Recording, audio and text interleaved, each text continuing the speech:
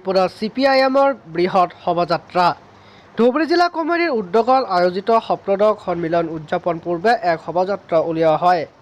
দিনজোৰা বিভিন্ন কাৰ্যসূচীৰে আয়োজিত পদযাত্ৰাত অংশগ্ৰহণ কৰে দলটোৰ ৰাজ্যিক পৰ্যায়ৰ কেইবাগৰাকী দলীয় নেতা কৰ্মী আৰু ৩০ শতাধিক পুৰুষ আৰু মহিলাই শোভাযাত্ৰাত অংশগ্ৰহণ কৰে।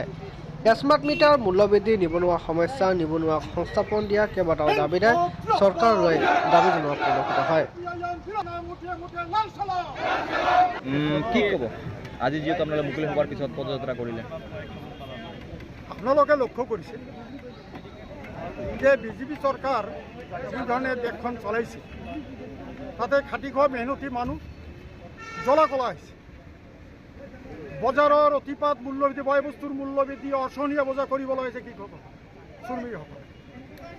তাৰোপৰি বিদ্যুতৰ অতিপাত মূল্য মাচুল বৃদ্ধিটো চলিছে আৰু স্মাৰ্ট মিটাৰ লগাই আৰু হাৰাশাস্তি কৰিছে। শিক্ষা সংৰক্ষণ কৰি নীতি গ্ৰহণ কৰি মানে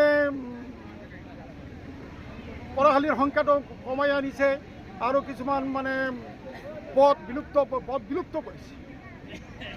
আৰু যি শিক্ষাৰ ক্ষেত্ৰত ব্যয় বৃদ্ধি পাইছে, যি হাৰে ব্যয় বৃদ্ধি পাইছে, ল'ৰা ছোৱালী বা ছাত্ৰ ছাত্ৰী পঢ়া শুনা কৰা খুব মুস্কিল হৈ গৈছে। কৃষকসকলৰ ফচলৰ অতিপাত যি মূল্য বৃদ্ধি ঘটিছে, কৃষকসকলে এখন বজাৰ পোৱা নাই, কৃষিৰ ওপৰত আস্থা হেৰুৱাই অসংগঠিত ক্ষেত্ৰত গৈ ভিৰ কৰিছে। অসংগঠিত শ্ৰমিকসকলৰ তেনেকুৱা কৰ্মসংস্থান নাই, তেওঁলোকৰ সুৰক্ষাৰ কোনো ব্যৱস্থাপনা নাই। বান গৰাখহনীয়াৰ যি সমস্যা, অসমৰ এটা জ্বলন্ত সমস্যা, সেই সমস্যাৰ কোনো সমাধানৰ কোনো ব্যৱস্থা কৰা নাই। সকলো দিশত ব্যৰ্থ এইখন চৰকাৰ।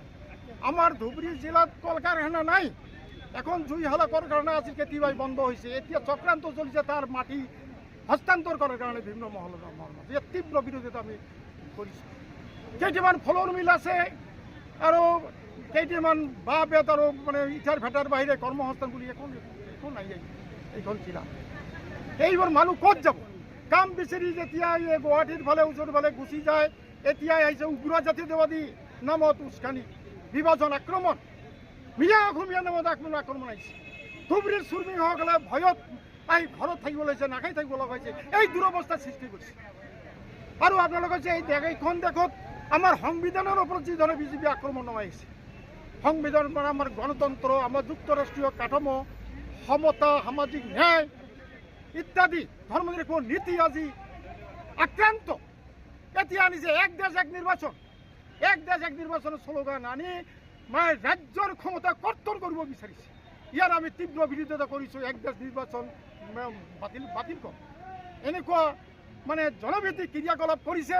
আৰু মানুহ যেতিয়া মানে অৰ্থনৈতিক আৰু আন আক্ৰমণ লক্ষ্য কৰি ঐক্যবদ্ধ হ'ব ধৰিছে, তেতিয়া মানুহৰ মাজতে সাম্প্ৰদায়িক বিভাজন আৰম্ভ কৰিছে। ধৰ্মৰ নামত কৰিছে, ভাষাৰ নামত কৰিছে, জাত পাতৰ নামত কৰিছে, বৰ্ণৰ নামত কৰিছে।